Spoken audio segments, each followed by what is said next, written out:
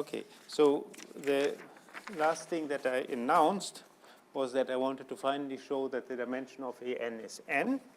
So we have the following theorem. Dimension of AN is equal to n. And then if I have a hypersurface in AN, its dimension is n minus 1. So let f in k x1 to xn be irreducible. Then the dimension of the zero set of f in AN is n minus 1. Hypersurface reduces dimension by 1. And the third is that if you have a subvariety of dimension n minus 1, it must be a hypersurface, a zero set of just one polynomial. So conversely, if x in AN is a subvariety of dimension n minus 1, then X is a hypersurface. Okay, so this was the statement that I made. Now we want to try to prove that. So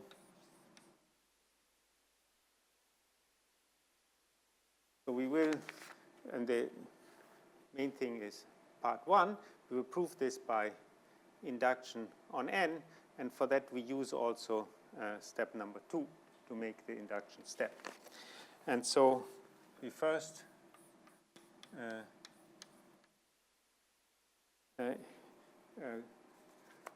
do this in order to be able to do this induction step. So let f in x1 to xn be irreducible.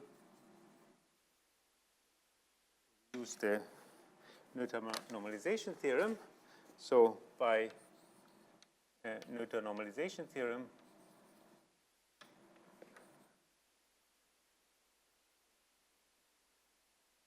there exists finite surjective morphism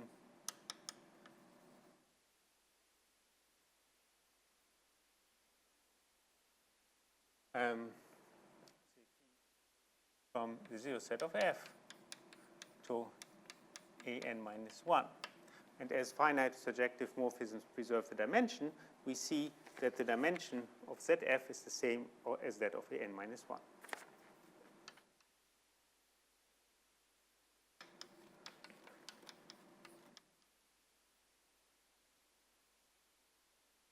Okay. So once we have shown that AN has dimension n, we would get that dimension of the zero set of f, n minus 1. Now we want to show 1. So we have seen that the dimension of AN is at least n. So we know dimension AN is bigger equal to n. I had shown you a chain of irreducible closed subsets of length n. So we have to show that the dimension of AN is also smaller or equal to n. And we show this by induction on n.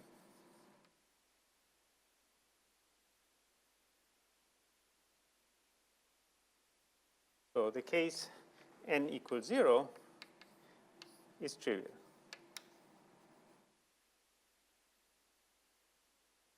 Because A0 is a point, and the point obviously has dimension 0. Okay. So we know by induction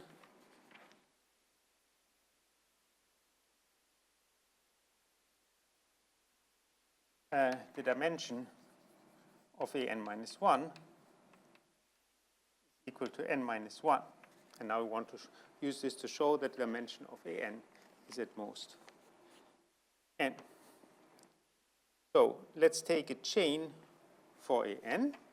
So let x0 contain in x1 and so on until, say, xk, which I also just call x, in an be a chain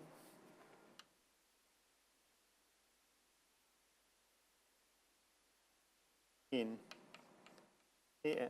So that means each of the xi is an irreducible closed subset in an, and they're all strictly contained within each other.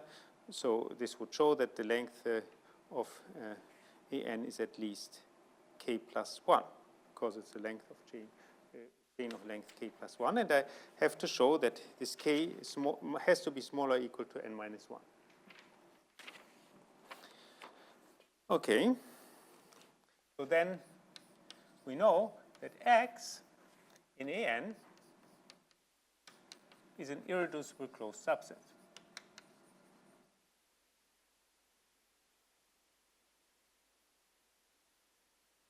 So let's take an element in the ideal of x, at f, element in the ideal of x, and we can choose f to be irreducible. As f is irreducible, it will be, as x is irreducible, if it's in the zero set of product of polynomials, it has to be in the zero set of one of them. And so we can take, so let f in x be irreducible.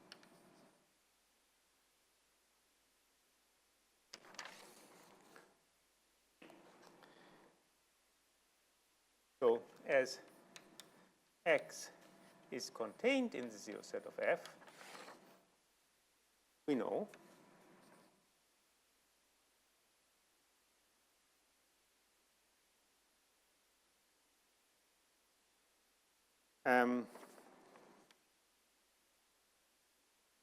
so I somehow, maybe just to not confuse myself, I wanted to call this k minus 1. The length of the chain is k.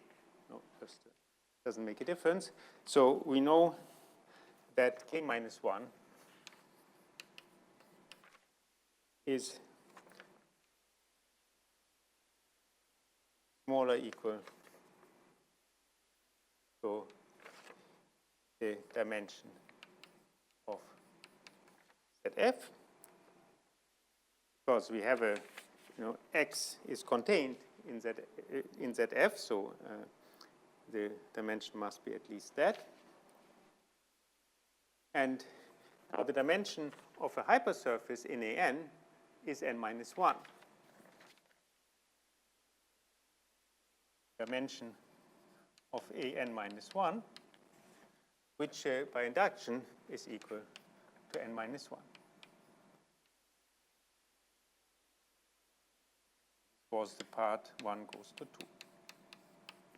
So thus, k minus 1 is smaller or equal to n minus 1. Thus, it follows that k is smaller or equal to n. So any chain in an has length at most k. So the dimension of an is at most k.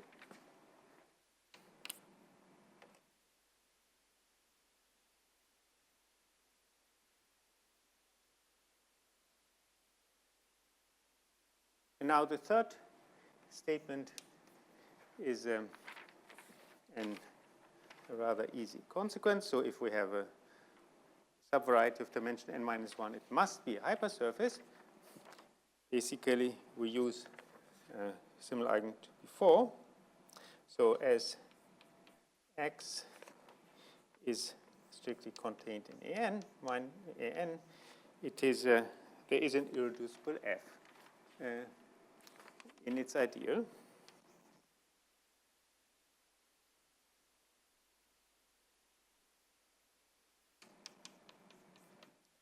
So thus x is contained in the zero set of f, and the dimension is a closed subset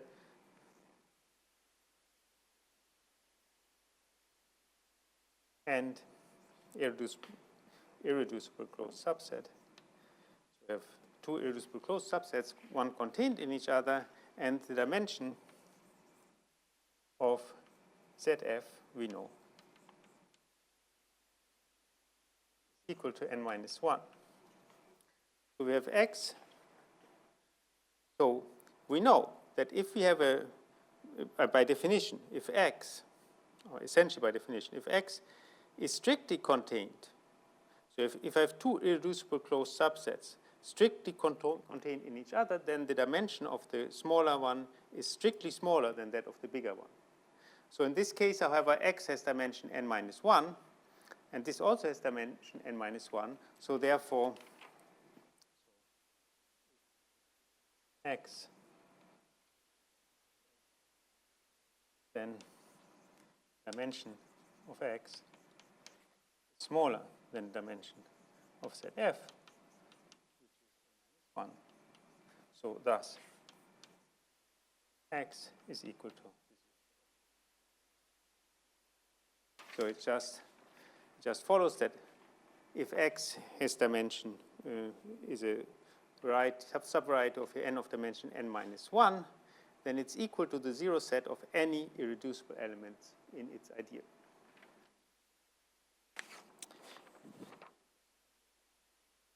Now we want to prove a generalization of that. So here we show that, of the second statement here, that the dimension of a hypersurface in AN is n minus 1. Now we want to show that if we take a subvariety of AN and intersect it with the hypersurface, the dimension goes down by 1. Okay, so this is a stronger statement. So let me formulate it properly. So proposition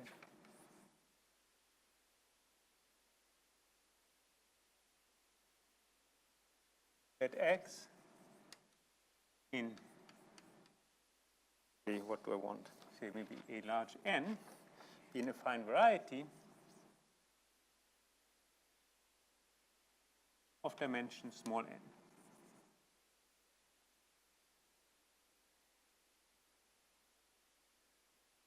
Let f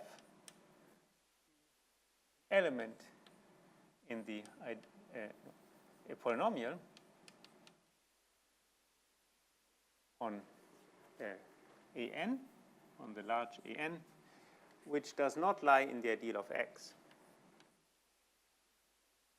So f does not vanish on the whole of x. Obviously, if I intersect x with the 0 set of f, and f lies in the ideal of x, that's x itself. And so it doesn't get smaller. But if we exclude this trivial possibility, and if the intersection of x with the 0 set of f is non-empty, then the dimension of x intersected the 0 set of f, n minus 1. Obviously, it can happen that x intersected the 0 set of f is empty. You could have, for instance, two parallel lines in A2. They don't intersect. Then the statement would not be true. But otherwise, except for these two trivial things, it will always, dimension always goes down by 1. So I should maybe, as a kind of warning, this intersection, even, so here I have anyway not assumed that f is irreducible, but even if f is irreducible, it could still be that the intersection is reducible. So if it has several irreducible components, then by definition, the dimension of the intersection is the maximum of the dimensions of an irreducible component. So, not by definition, but something directly following from the definition, which you will have to prove as an exercise. So x intersected ZF might be reducible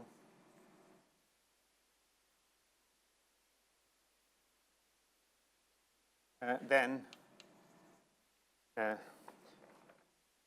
already told you the dimension of x intersected ZF is the maximum of the irreducible component of the dimensions of the irreducible components.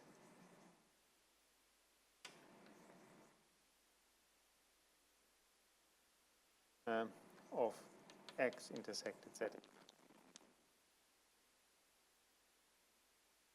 So thus the statement means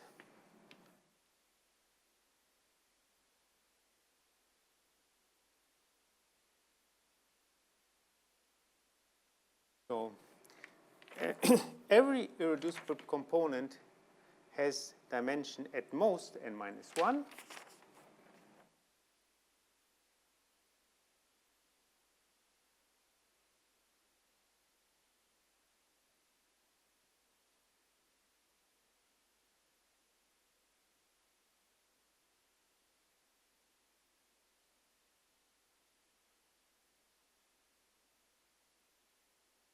And one of them has dimension n minus 1. At least one of them has dimension n minus 1.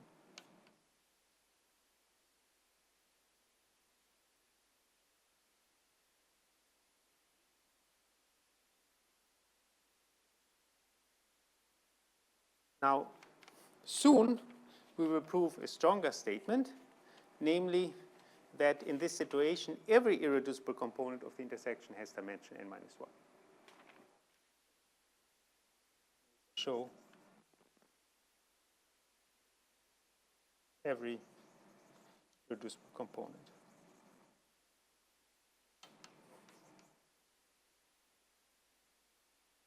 of x intersected zf has dimension n minus 1. Okay, but in the moment we are not yet there that we can do that. Okay, so this is more effort. So we will basically, I mean, it's a bit more complicated, but roughly we will want to use somehow the Neuter normalization theorem to reduce to the case more or less of this previous theorem. It's more or less what happens. It's slightly more subtle, but that's roughly what we do. So first, if I take the intersection y,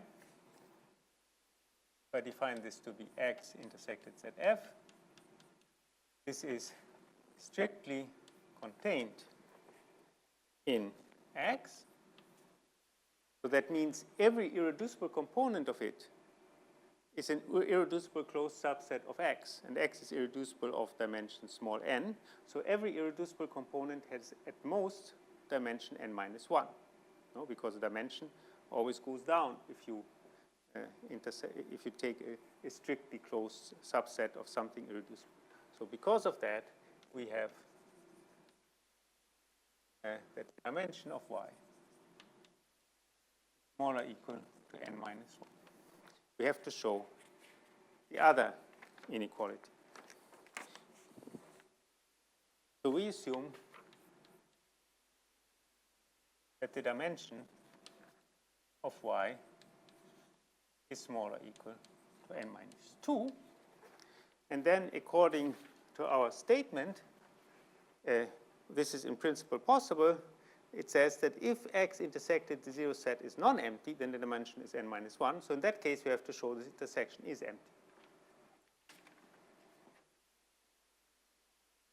And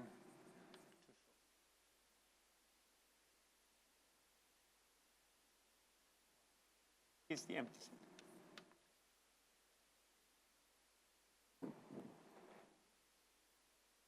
So first, so let f, small f in AX, the class of this polynomial f. Y is that, so then one would have that y is the zero set of f in X. And now we want to use the Neuter normalization theorem. So let pi x to an be a finite surjective morphism.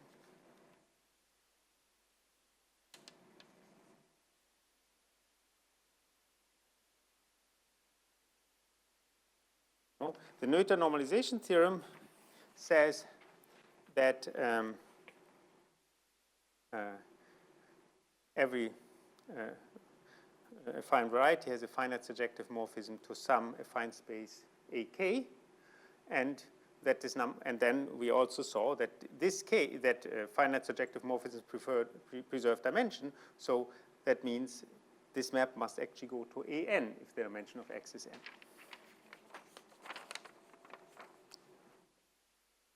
So as this map is surjective, we know that the pullback from the coordinate ring of this to AX is injective.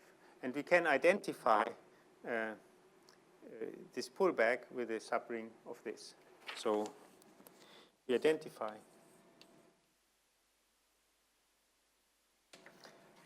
kx1 to xn with its image with p star of kx1 to xn.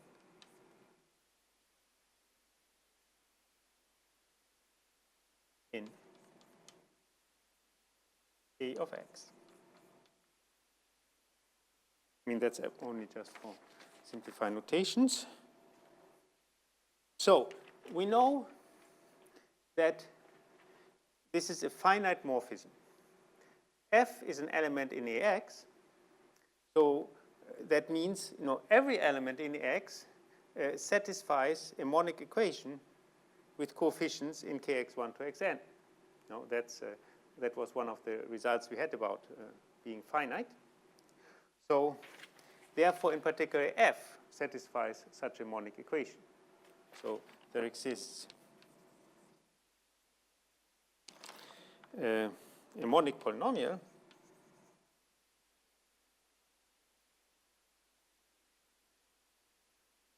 so I call it H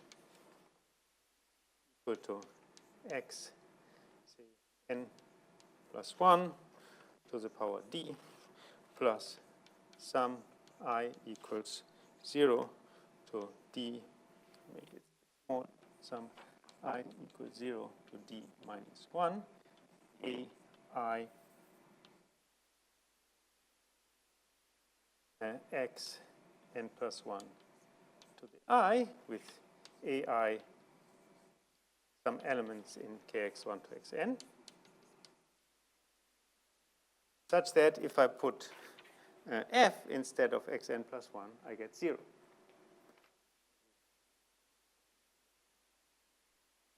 H of x1 to xn, comma, f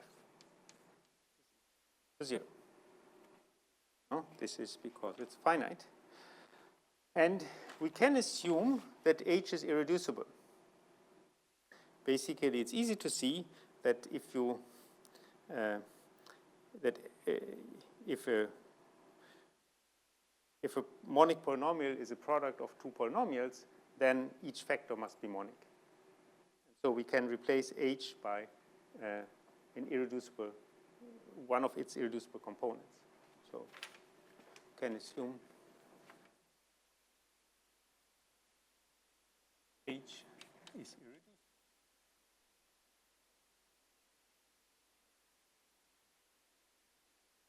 Okay. Now, what? So, now, what we actually want to do is somehow replace X itself by a hypersurface in AN plus 1. And this we do by using this. So we define, let phi be the map, which is given by this projection to AN, pi.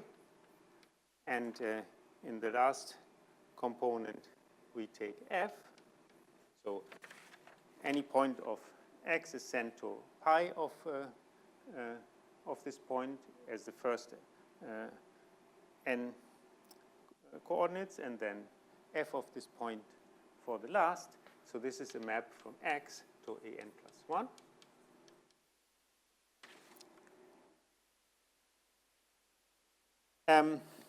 So we define this. Now note, pi is finite, is a finite morphism, and phi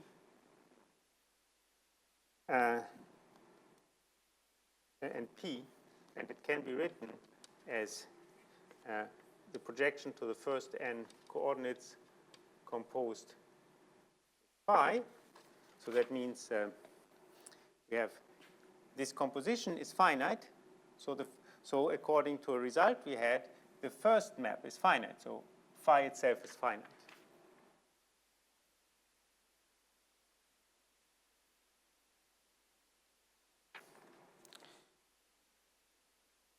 And it is clear by definition,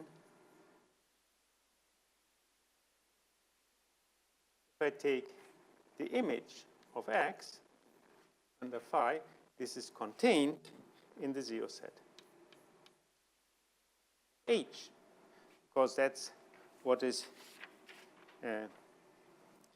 being said here, that for every point, so that if I put here the point in x into it, then I get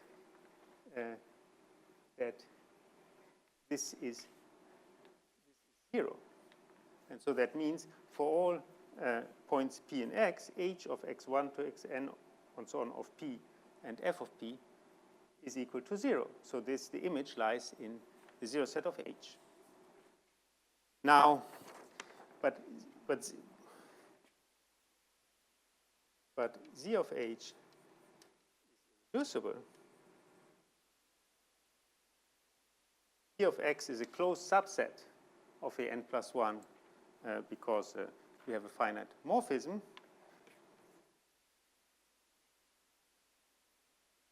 And it's irreducible as the image of something irreducible.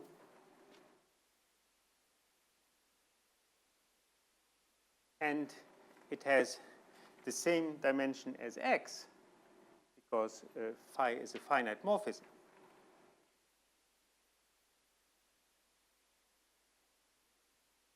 And Z of H is a hypersurface in a n plus 1, which is equal to the dimension of Z of H.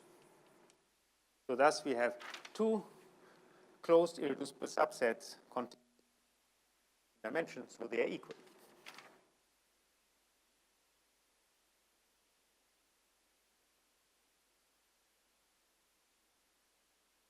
In that sense, we have somehow replaced X now by this hypersurface Z of H in a n plus 1. Now, wait.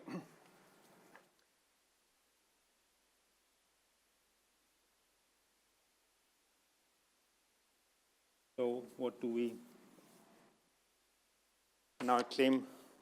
We are essentially, and we know that we have obviously phi from X to phi of X, which is the same as Z of H, is a finite morphism, because we know that. So thus,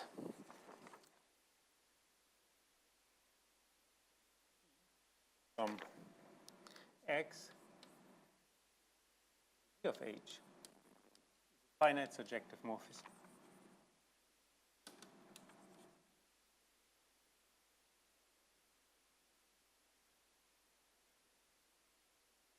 And now, what is it if we take the zero set of F intersected with X? So,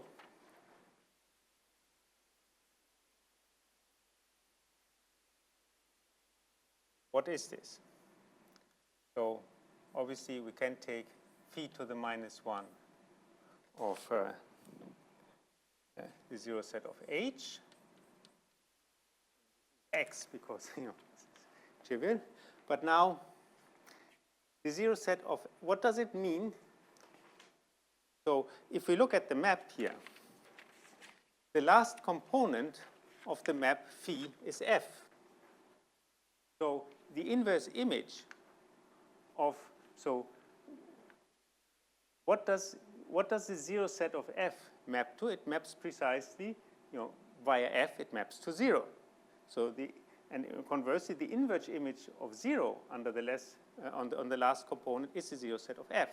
So this just means this is, or if you want, it's the last component has to be 0. So this is the same set as the zero set of h and the last coordinate xn plus 1.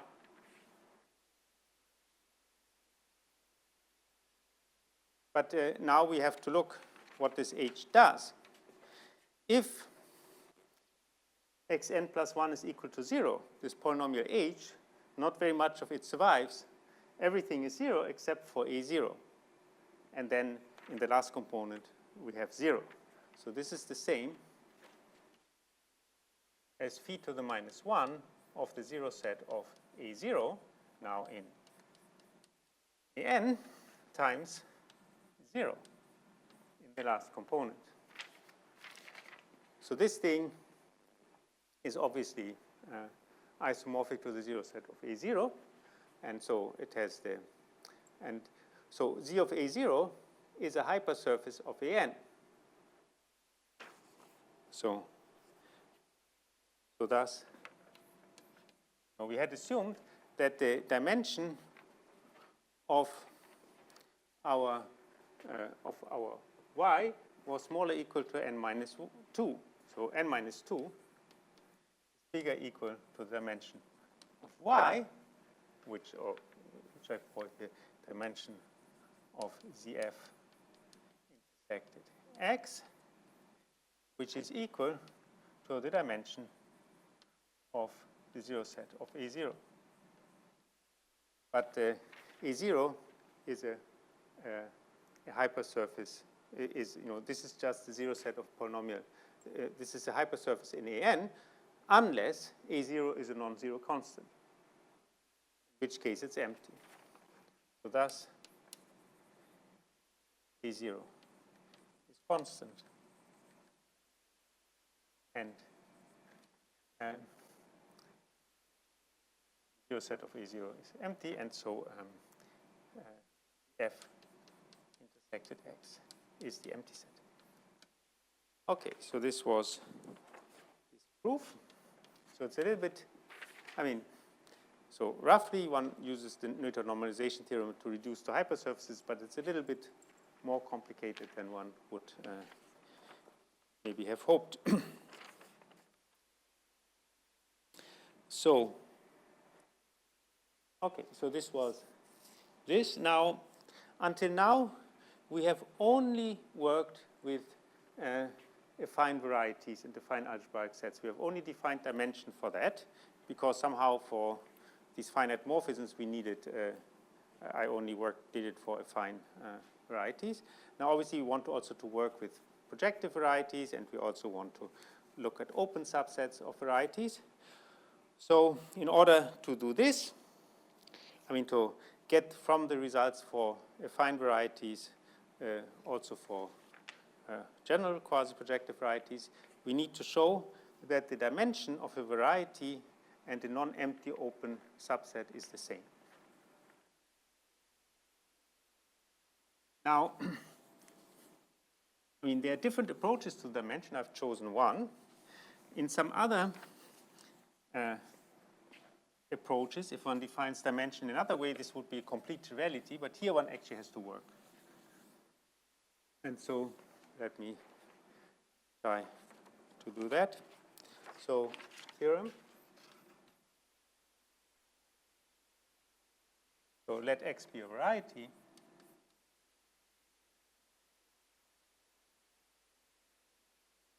And U non-empty open subset.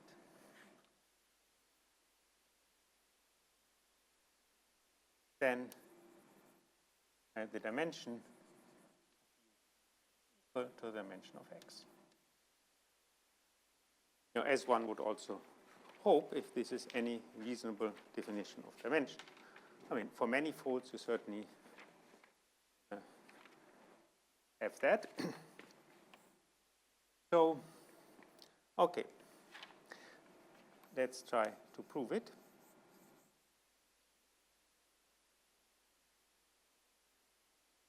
So, one direction we already have shown that we have already seen as a remark that the dimension of U is smaller or equal to that of X.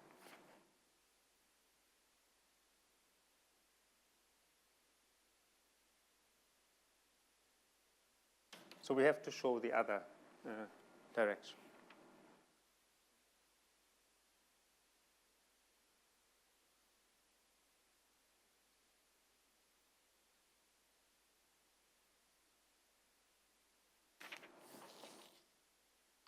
Now, okay, and so we actually need to work a little bit. So, okay, so we take a chain in X. So, a chain of irreducible closed subsets.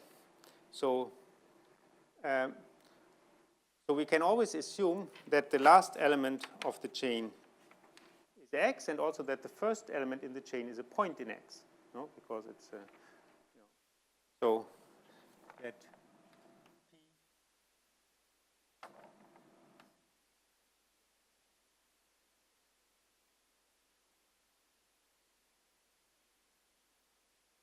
P. Okay.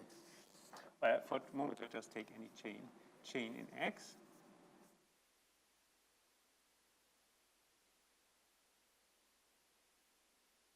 So now, in some sense,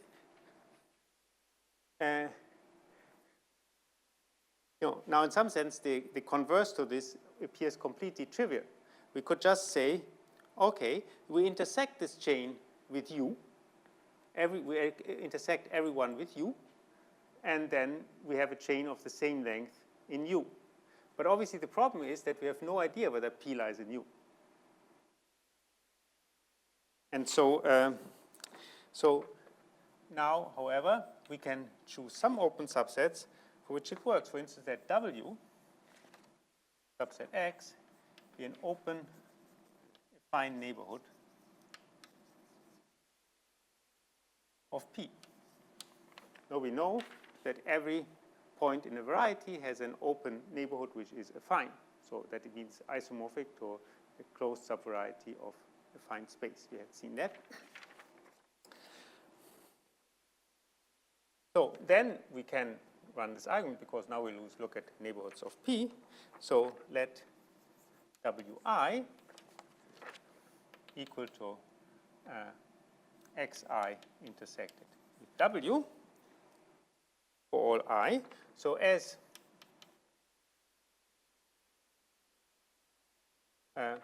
each Wi is non-empty and is open dense, so xi, and Wi minus 1 is not dense in xi because it lies in xi minus 1.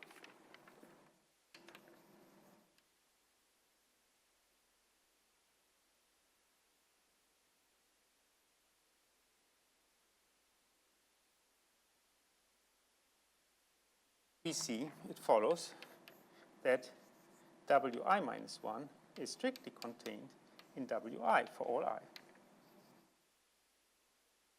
And these are irreducible closed subsets in W, because W carries the induced topology. So thus, we have a chain W, so W0 strictly contained in W1, so on. Wn chain in W. So therefore, for any chain in X, I find a chain in W which has at least the same length. On the other hand, W is an open subset, so we know the dimension. So it follows, at any rate, it follows that the dimension of W is bigger or equal to the dimension of X. and then by what we know before is x is W is an open subset of X, it follows that the dimension of W is equal to the dimension of X.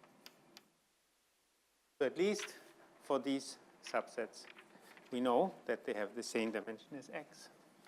And so we can now replace X by such an open fine subset, and thus reduce ourselves to the case that the variety X itself is an affine variety.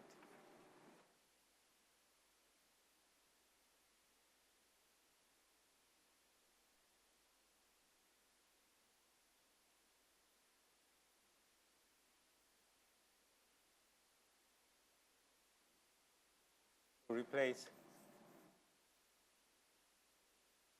X W, which has the same dimension, and U, our open subset, by W, of which we know that, okay, if we show that U intersected W has the same dimension as W, then we are done. We can assume that X is affine. So X is affine. So it's isomorphic. So, okay. So let's first look at the stupid case. If X itself is an, I claim it's easy. So if X is equal to an, and U is an open, so we take subset an open and non-empty. So let P be a point in U. And so we can write P equal to A1 to N, a point in U. Then we can take subvarieties xi, just take the zero set of xi plus 1, the ith plus 1th variable, minus ai plus 1, so this, the I plus 1th coordinate, until xn minus an. So we just take this kind of hyperplane through this point, smaller and smaller as I goes on, or bigger and bigger as I goes on. In the end, when we go to n, we have no condition. And ui equal to u intersected xi, then clearly we have a chain of closed subsets ui. So then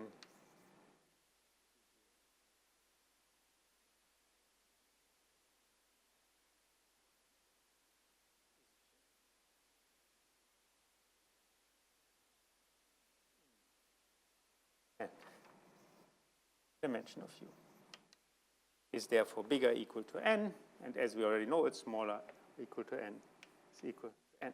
So an open subset of an has dimension n, and so finally we want to prove it in general for a fine variety X, that an open subset, a non-empty open subset has this.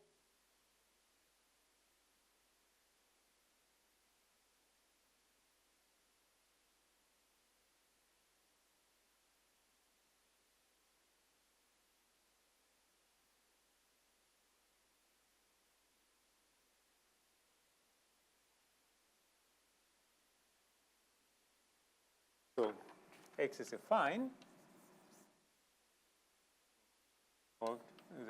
We have, there exists a finite surjective morphism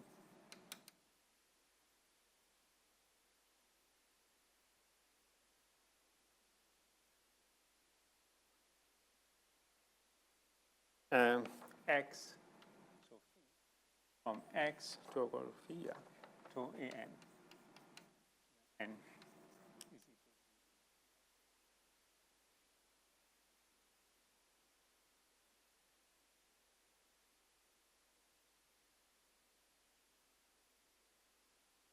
So we have this open subset, U. So we put, say, Z to be the image of X without this open subset. So this is a closed subset of X, a strictly a closed subset of X which is not equal to X. And so this will be a closed subset of AN which is not equal to AN. So proper closed subset of AN. Now we take a polynomial in the ideal of Z. So let F Z. So then B, the complement of the zero set of this in AN. So this is minus the zero set of F. I don't know whether a picture might be useful. I'm not sure whether one can make any understandable picture, but at least some picture. So here we have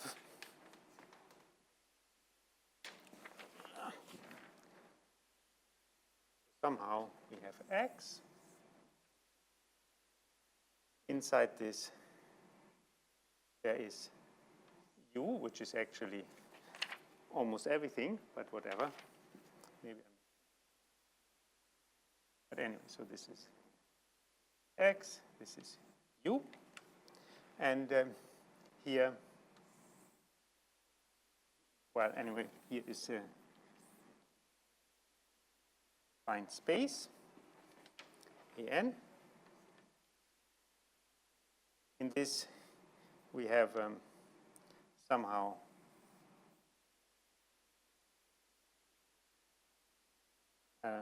maybe this thing outside would be Z, and then the zero set, the complement of the zero set of F. So the B is some subset of that. And now we take, we put W, inverse image of V. So this is, U is everything which maps to, so V is inside the image of U. So this will be an open subset of U.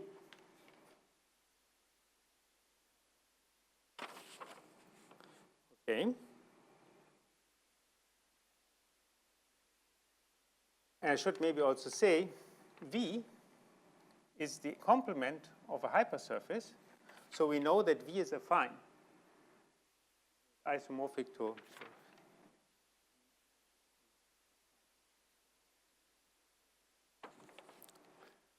And we know precisely how, it is isomorphic to a closed subvariety of AN plus 1.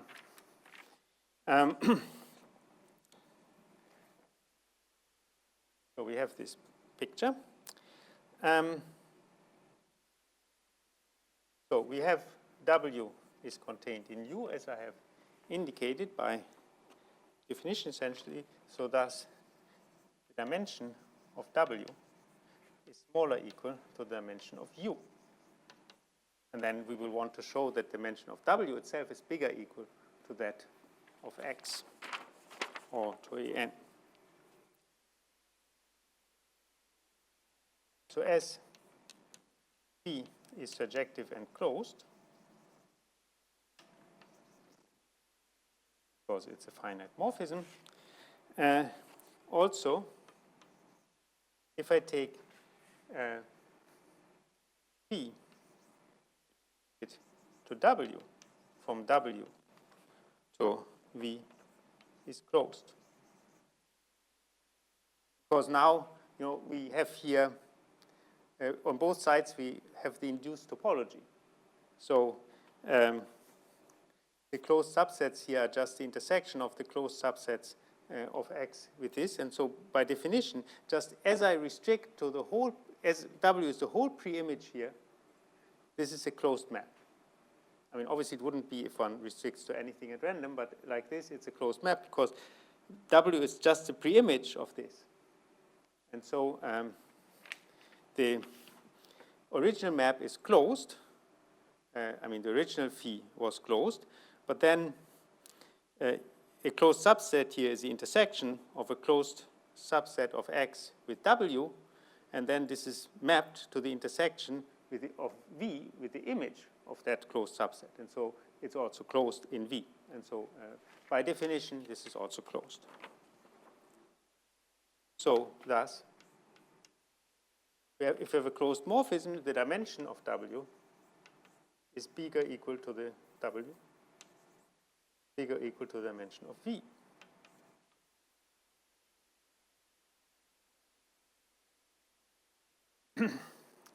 And V is an open subset in AN.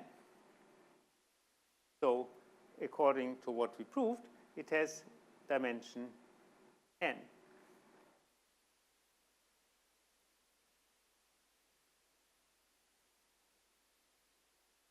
So thus the dimension of U is bigger equal to the dimension of W, and that is bigger equal to the dimension of X.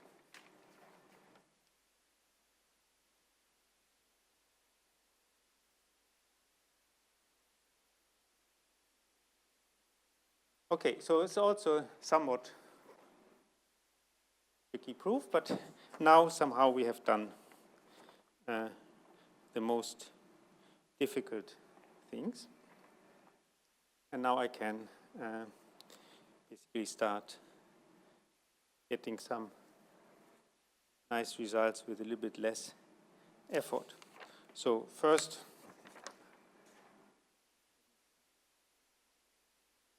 okay.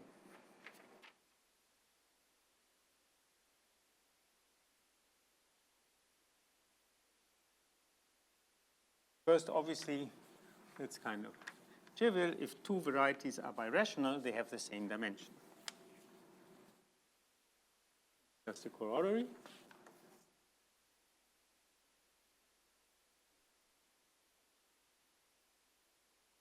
So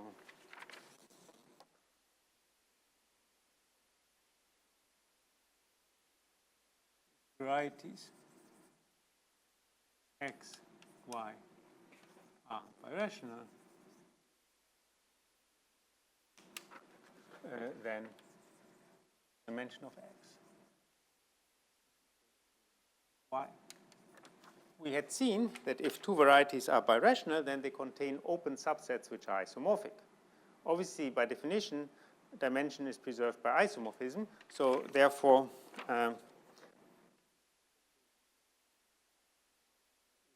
X and Y are birational.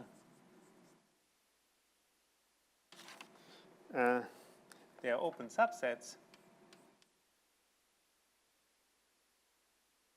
on empty subsets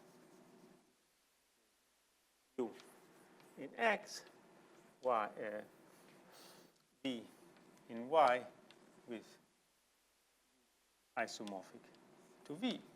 So thus, the dimension of X is equal to the dimension of U, is equal to the dimension of V, is equal to the dimension of Y. So here, because the dimension of a variety is equal to that of a non-empty open subset, and here because these two are isomorphic.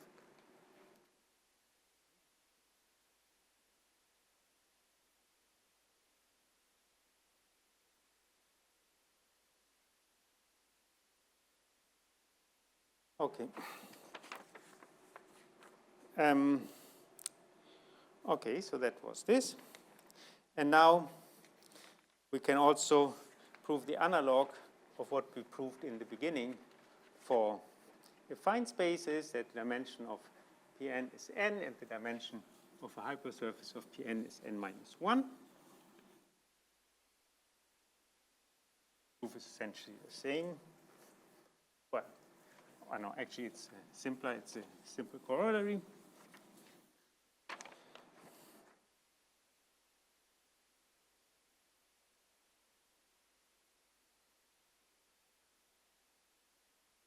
Dimension n is n. So the f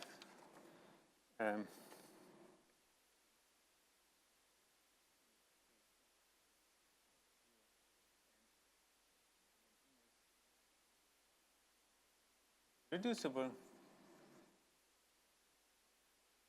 then the dimension of the zero set of f, n is equal to n minus 1. And again, conversely,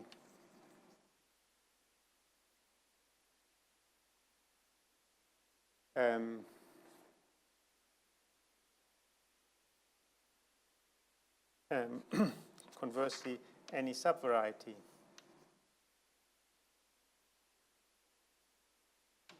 x in Pn, any closed subvariety of dimension n minus 1 is a hypersurface.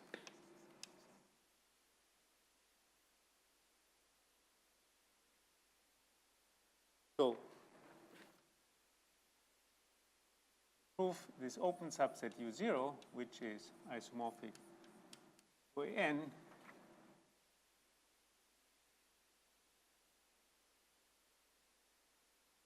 open subset. So, therefore, Pn has the same dimension as An.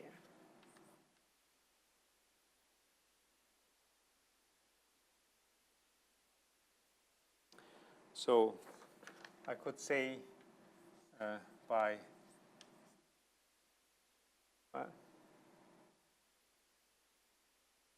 by projective transformation, projective change of coordinates, just a translation, you can assume that z of f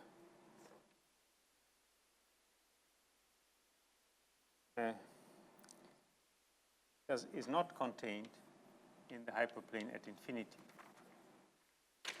or whatever. I mean, at any, so we can certainly assume that, so that the last coordinate is non-zero. Then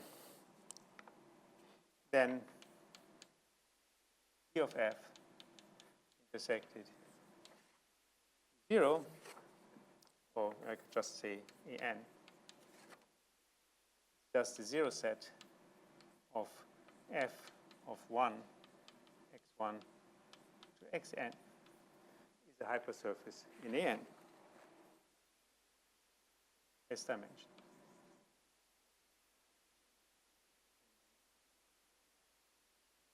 Okay, and so it's an open, that's an open subset, so thus dimension of z of f is also n minus 1. And the third one, I just say the proof is the same as in the affine case.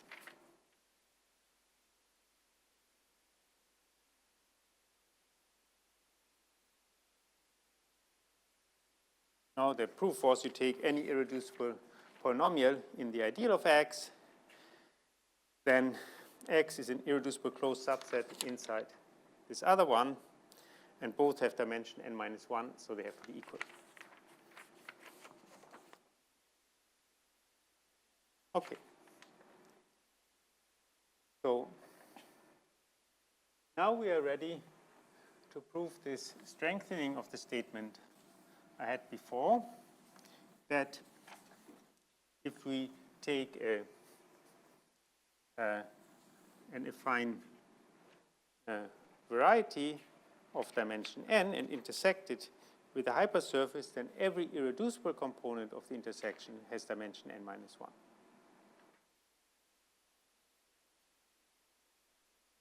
So, theorem.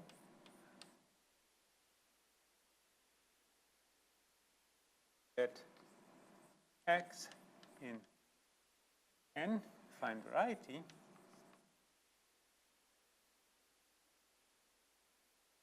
and let f be a polynomial not vanish all of x, then every irreducible component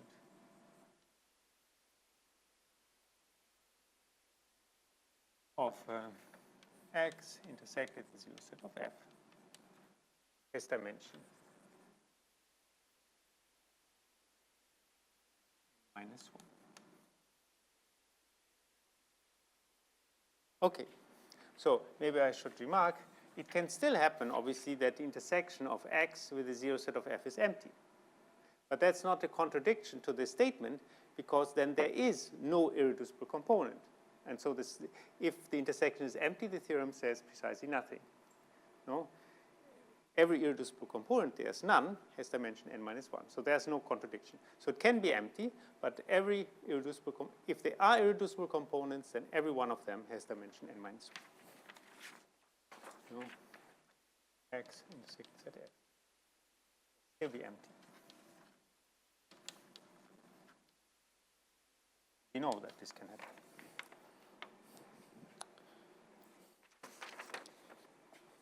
So now, this is actually quite simple, because we can somehow replace x by an open subset which does not which contains only one of the irreducible components, and then it applies. So let z be an irreducible component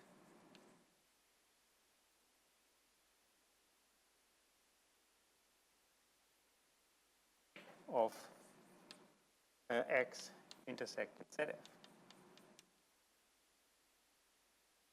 And let W be the union of all other irreducible components.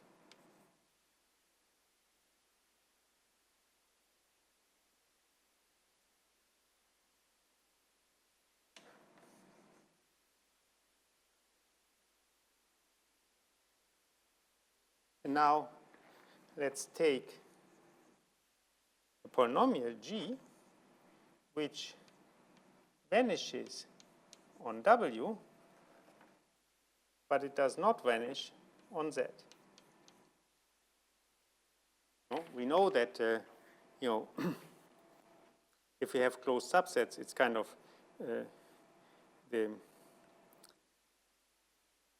a closed subset is a zero set of its ideal, so we can make arbitrary such requirements. So we take any we take elements in the idea of W, which vanish on W, but not on Z. And now, if we take, now G is a polynomial if we take the complement of the zero set of G. This is again an affine variety, the usual trick. So let U equal to X minus the zero set of G. Then U is an affine variety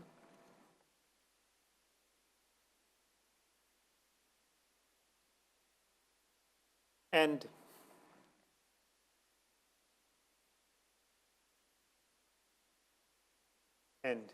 if I take U intersected the zero set of F, so we have thrown away the zero set of G, so they vanish on all other irreducible components. So this is the same as U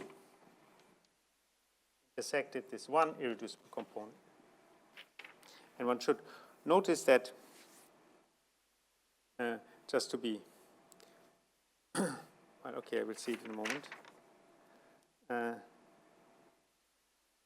And so this is now irreducible because it's an open subset in this irreducible thing. And U is affine.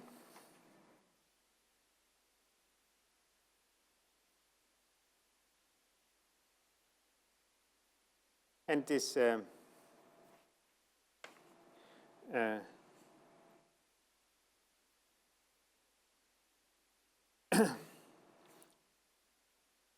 and our F is still, so how was this map? We had, so actually, the way it was that U is a subset of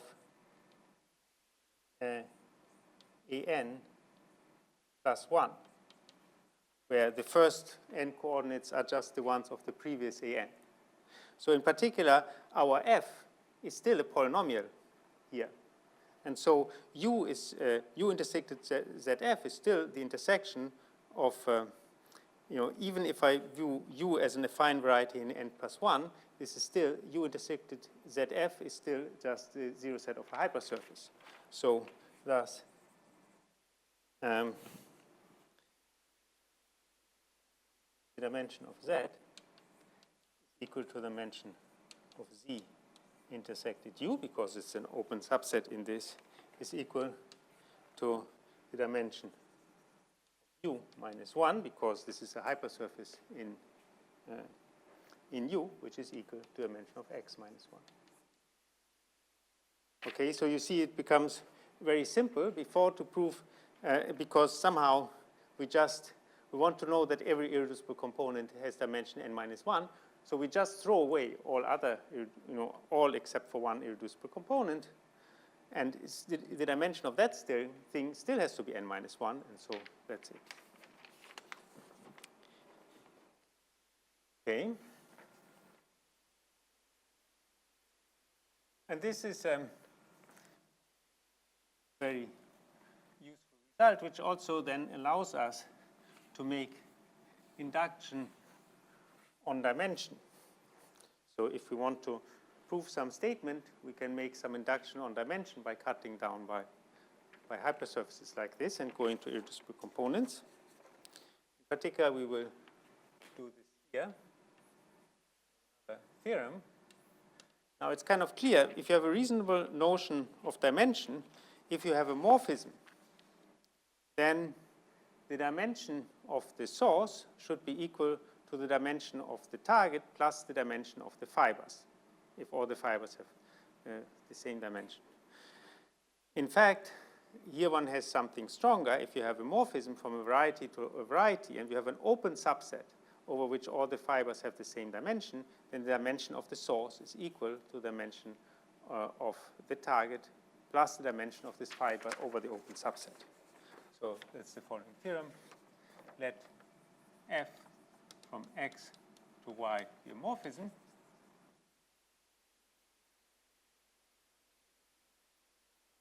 Varieties, assume there's an open subset.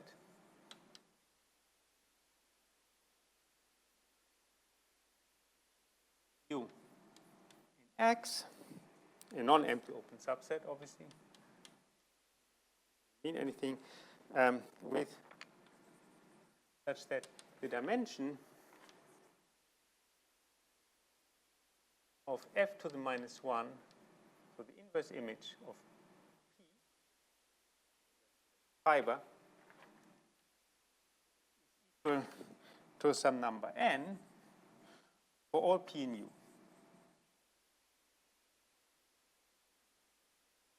So then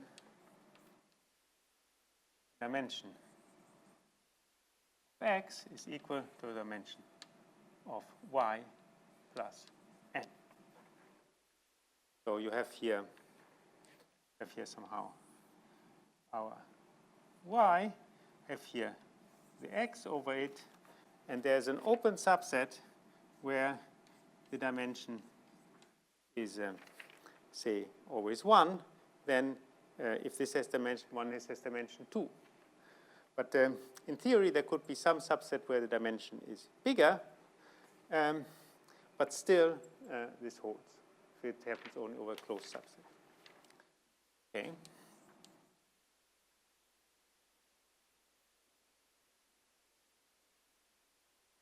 I mean, note that this makes sense. The point in Y is a closed subset. The inverse image of a point is a closed subset of X, so I can talk about its dimension. No? This makes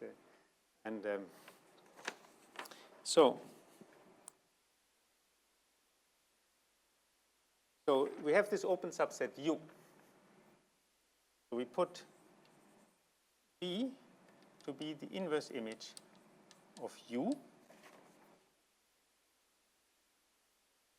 This is an inverse image of an open subset in Y in X.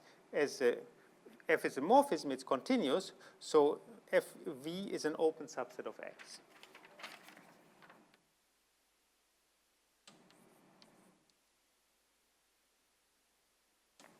And thus, we have the dimension of X is equal to the dimension of U, of V. The dimension of Y is equal to the dimension of U. So therefore, we can replace X by V and Y by U and argue with that. And so we can therefore assume that instead of just having such an open subset, we have that all fibers have the same dimension. So replacing X by V and Y by U, we can assume all fibers have dimension n.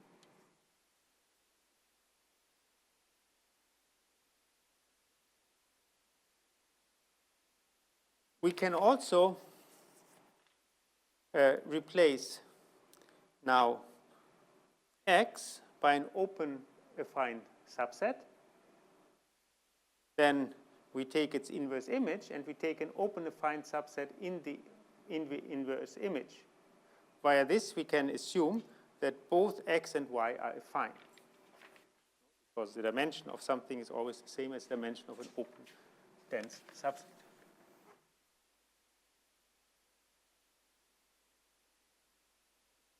So replacing X by an open affine subset and Y. So maybe again, first I'll take Y placed by an open affine subset, then call U and maybe V, and X by an open affine subset of F to the minus 1 of V. We can assume also X and Y are both affine. Okay, so I have reduced ourselves to that case. Okay, and all fibers.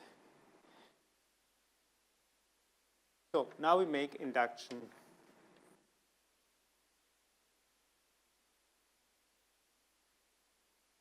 on the dimension of Y.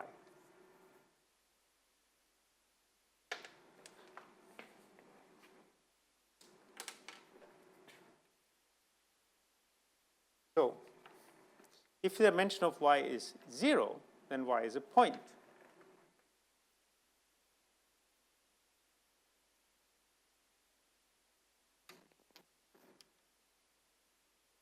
And so X is just the fiber over that point, and that fiber has dimension n, and so the statement is trivial. Okay? So statement is obvious. So now we have to make the induction step.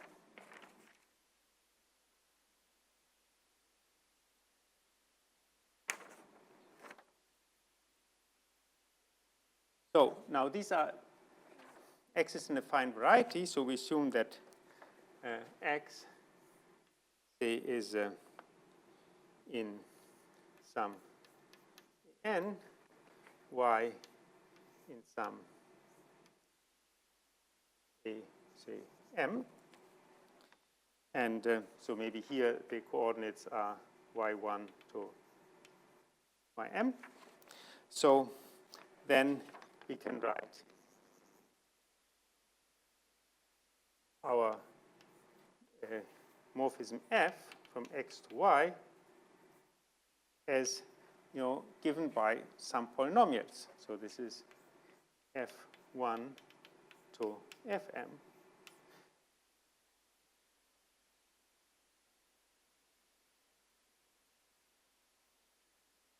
With fi, some polynomials in, say, the variables here, which I could call x1 to x large n. Okay, so it's given by polynomials. It's morphisms of subvarieties of affine space are given by polynomials.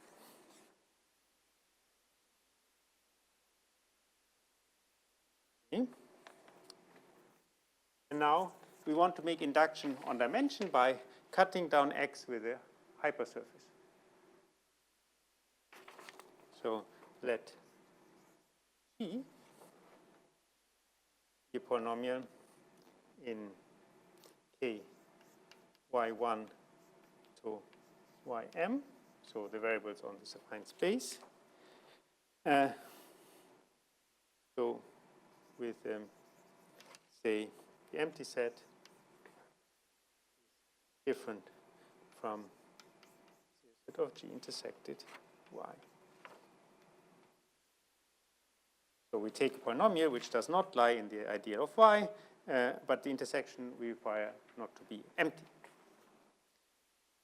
So then we know this thing has, so then the dimension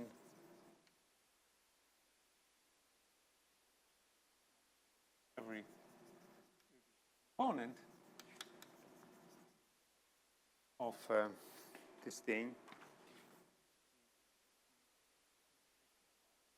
is the dimension of y minus 1.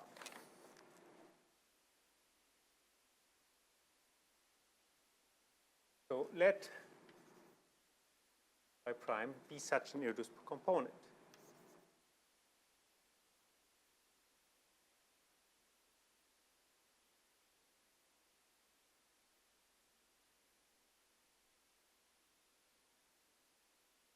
And we put x prime to be the inverse image of that.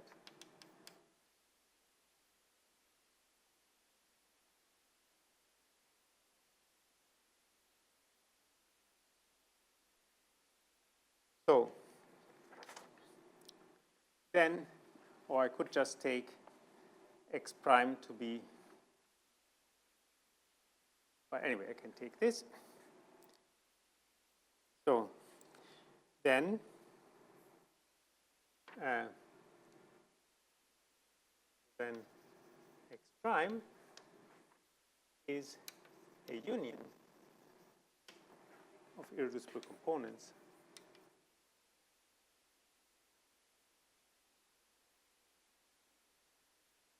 of what? So if I take the inverse image of the zero set of this is just, so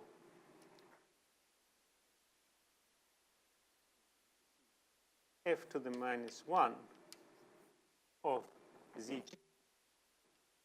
intersected y, this is just the same as z of g, which I compose with the coordinates of f, so f1 to fm. No, this is just what is it? If I apply f to this, composed with f is just this, and the zero set, the f to the minus 1 of the zero set is the zero set of G composed with f like this, and so this is what it is. And now every irreducible component of this inverse image will go onto one of the irreducible components here. So in particular, this thing itself, the inverse image of one irreducible component will be union of some of the irreducible components of this, because every irreducible component of this will go off to one of the irreducible components. And so you can see this is a hypersurface. So this thing, so every irreducible component of this has dimension, has the same dimension as a hypersurface in as the intersection of x with the hypersurface. So, and thus has dimension of x minus 1. So thus we have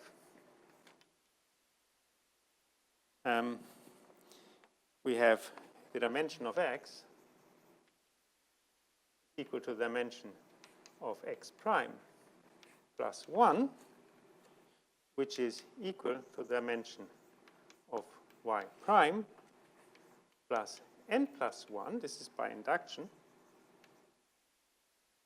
We apply the induction hypothesis to the map from, say, any irreducible component of x prime to y prime.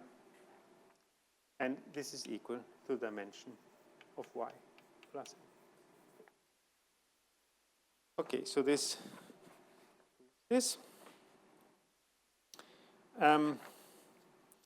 So this is a quite powerful statement, which one can use to prove many things.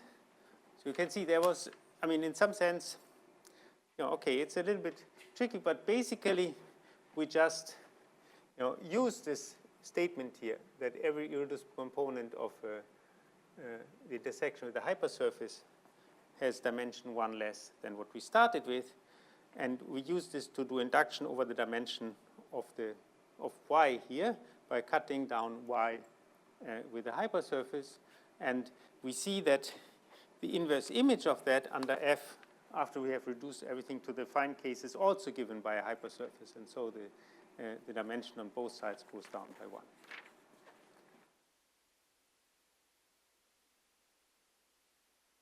Just can give a few examples, and then next time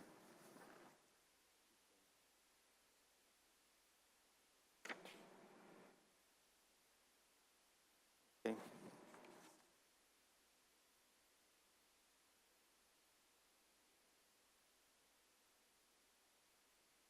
So some rather trivial examples, but anyway, if x and y are varieties, then obviously it follows that the dimension of the product is equal to the sum of the dimensions.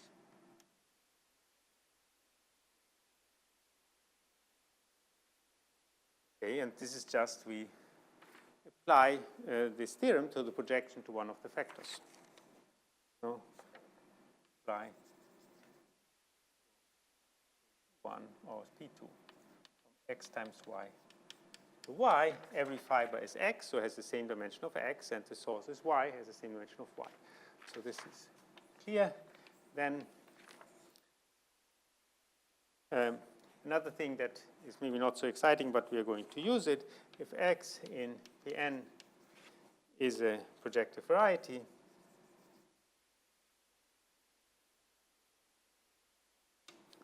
and Cx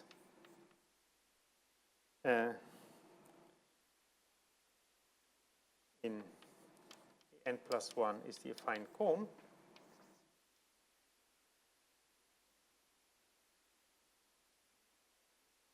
then the dimension of Cx is equal to the dimension of x. plus 1. Okay, and this is also obvious from the definition, because if you remember, if we have this map x0 to xn from a defined cone over x without the origin to x, which sends a point in A0, 0 to n in the cone to the line going through it. A cone means that it contains with every point the line to it, so it sends it to the class in projective space. And as this thing contains the whole line, the fiber of this map is a whole line without the origin, so it's isomorphic to A1 minus a point. And fiber isomorphic to A1 minus 0. No, it's just it's just all the multiples lambda A0 to A1 until n A0 to n. Just anyway, this is clear. So thus, the fiber has dimension 1, and the target is this. So thus, the same follows. No? The dimension of the x is 1 bigger than the dimension of x. Okay, so maybe I will stop here because the next result requires a little bit more care. It's the last thing we want to do. Well, the last theorem I want to prove here about this dimension. And this is a more general statement. So if we have two subvarieties x and y in AN, then every irreducible component of the intersection has at least the dimension n, the dimension of x plus the dimension of y minus n.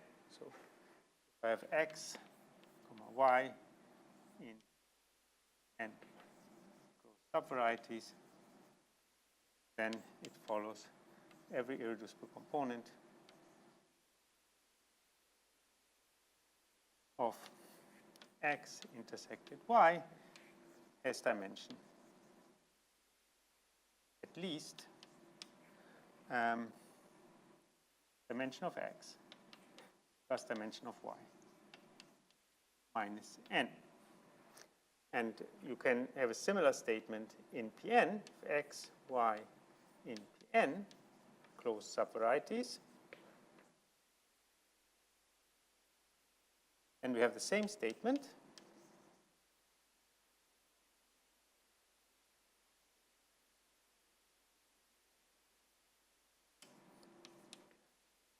This dimension equal to dimension of x plus dimension of y minus n. But we have one other very strong statement, namely if this number here is bigger or equal to 0, then the intersection actually has to be non-empty. And if dimension of x plus the dimension of y is bigger or equal to n, then x intersected y is not empty. And this is a very strong existence statement, which is completely false, obviously, for affine varieties. You can even have parallel hyperplanes. And it's somehow, even for projective varieties, it's very special. It's somehow almost, to some extent, almost characterizes projective space. You know, that any two subvarieties, if they have sufficient large dimension, have to intersect. Okay, we'll prove that next time. And so, okay, so have any question now? Otherwise, I wish you a good evening, and then if we don't see each other, also a good holiday. No, there's one Friday is free, and we see each other on Monday. So I will finish the dimension thing next time, and then I talk a bit about smoothness of varieties and things like that. Okay, thank you. Thank you.